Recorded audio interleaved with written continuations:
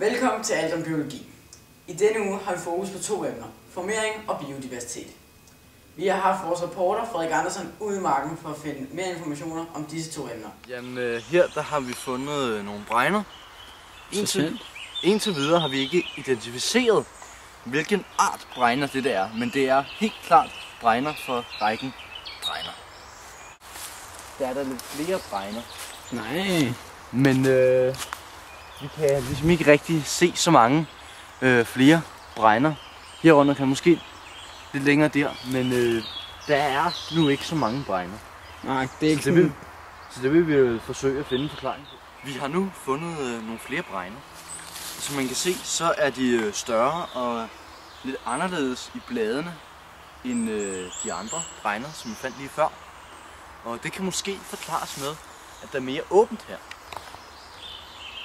Fordi at så har de jo mere sollys og mere næring. Så vi vil forsøge at finde ud af, hvad det er for to forskellige bregner. Ja, det er jo lidt en speciel bregne, vi har fundet. Fordi bregner, de vokser også kun i skyggen. Den første bregne vokser også i skyggen, men den anden, den er lidt spøjs, fordi den vokser i solen. Men bregners blade er også lidt finurlige, og det har vores reporter Frederik undersøgt nærmere. Jamen, vi kan jo se på, nu hvor vi har plukket lidt af planterne, så kan man jo se, at den her, som var i sollys, den har meget længere blade, er meget længere generelt. Men der er også et større mellemrum mellem bladene. Altså alle de lange stængelblade her, de sidder meget tættere end på planten i skygge, men de helt små blade, der er ligesom længere mellemrum end ved den anden. Nu vil vi gøre sådan en overvejelse om forskellen på de steder, hvor disse to forskellige slags bregner vokser. Hvis vi lige kigger lidt på den her, som vi fandt i skygge, så kan vi jo se, at den har meget brede, tætte blade. Og det har måske noget at gøre med, at når der endelig er sollys og dermed næring, så skal den ligesom have mere ud af det, og skal dække et større område for at få den næring, som man skal bruge for at vokse.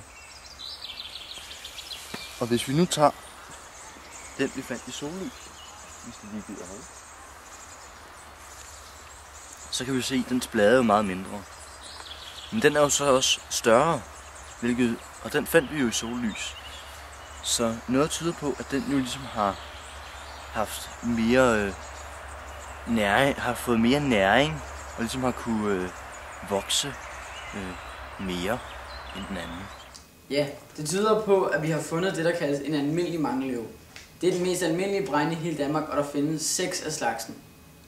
Nå, men du har jo ikke helt fået fat i formeringen, Frederik. Bag på bladene ligger nemlig sporehusene. De kan nemlig smides af, og de kan holde i mange år, og derfor er lige præcis derfor, at bregnerne er så gode til at formere sig. Men vi har også undersøgt andre planter, og denne gang var det grantræet, der stod for skud. Nikolaj, han har lige fundet et grantræ til os, som I kan se.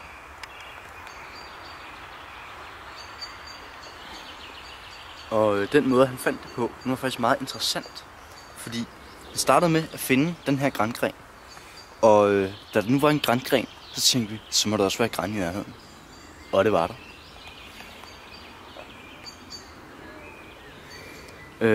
Vi kan nu allerede se lidt forskel på grantræer og bregner.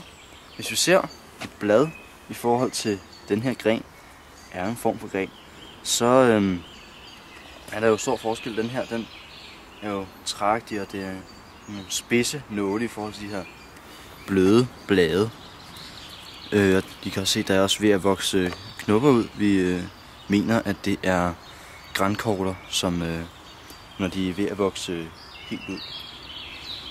Og man kan også se lidt, den her mener vi, at der er nogenlunde fuldvoksen i forhold til det også nogenlunde fuldvoksende grantræ.